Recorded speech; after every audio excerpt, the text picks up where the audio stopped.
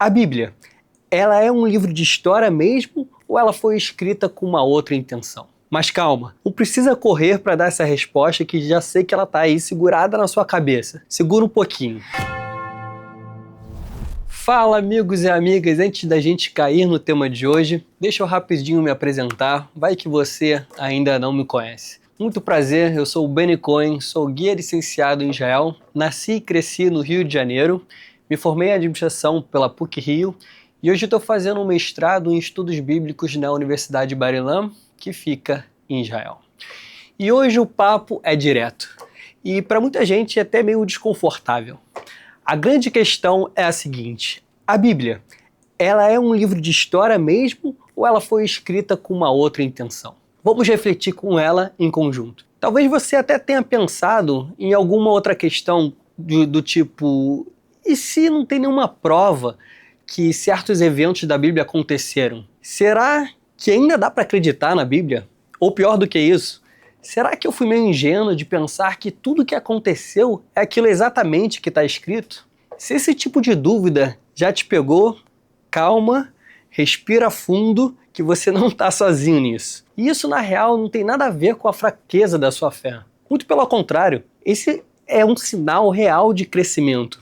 Esse nozinho que dá quando a gente escuta alguma coisa diferente, cara, isso pode ser uma bênção. É ela que tira da fé que veio de fora e te leva para uma fé que é sua, uma fé construída e pensada. Hoje em dia, com tanto conteúdo disponível, é impossível não esbarrar em estudos que analisam a Bíblia com base na razão, usando algo do tipo como história, literatura, até mesmo arqueologia. E muitos desses estudos acabam mexendo com coisas bem sensíveis. Quem escreveu o quê, se aconteceu mesmo e por aí vai. O problema é que quando essas perguntas surgem, muitos líderes eles acabam se calando frente a isso.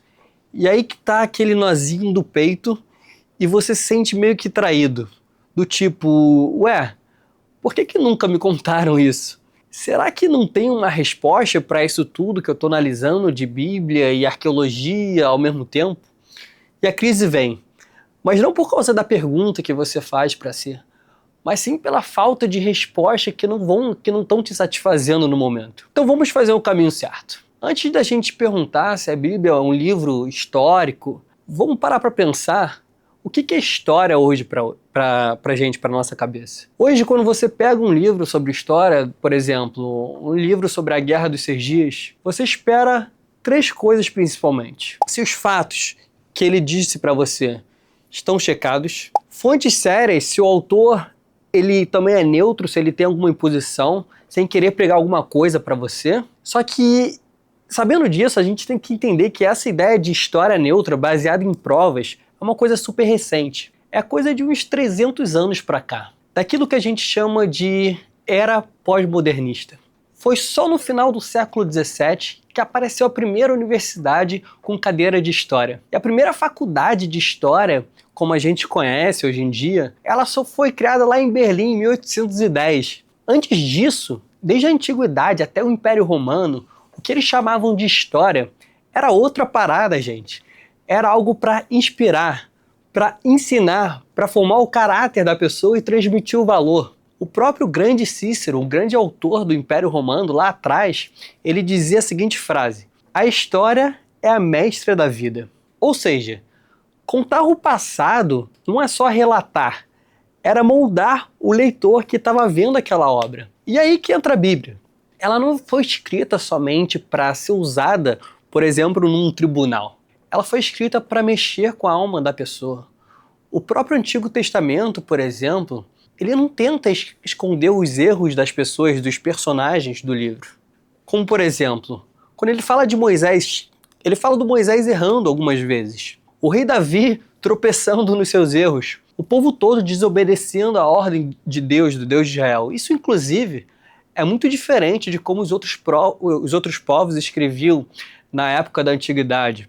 Como, por exemplo, os egípcios, os assírios e os babilônicos. Eles endeusavam seus reis e escondiam as falhas deles. A Bíblia, ela vai contramão disso tudo que a gente acabou de mencionar. Ela mostra que até o grande rei Salomão, o grande rei Davi, eles acabam falhando, porque o foco não é a glória do homem em si a soberania de Deus. E mais, a Bíblia também ela usa uma linguagem simbólica, como por exemplo, repetições, paralelos, isso tudo é típico de um texto que exorta. E calma que eu vou explicar isso, o que é exortar. Exortar não é xingar não, tá? É cutucar, provocar e fazer que você saia diferente de como você entrou após a sua leitura.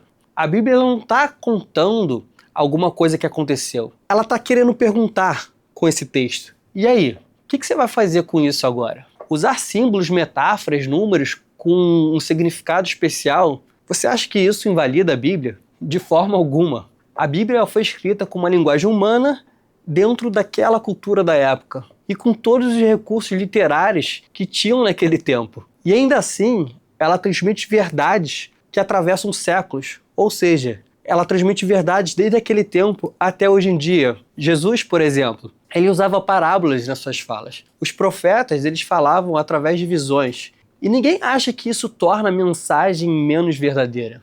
O símbolo, ele não diminui a verdade. Muito pelo contrário, ele amplia, ele dá uma profundidade. Agora, do outro lado, a gente pode também pensar que...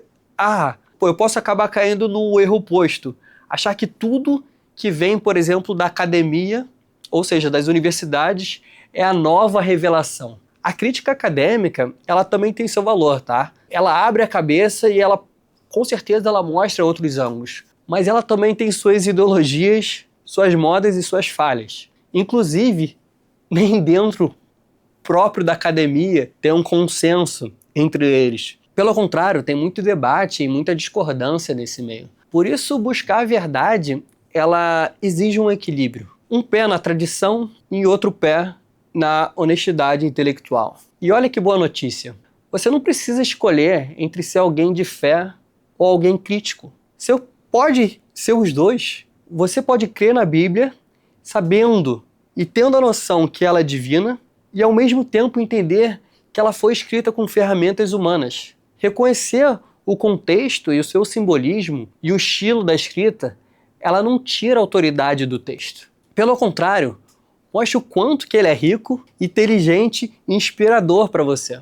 O problema, gente, nunca foi fazer perguntas. O problema é ter medo das perguntas. Se Deus é real, e eu creio que é, então ele não tem medo da busca da verdade e da honestidade. E a gente também não precisa ter medo dessa real questão.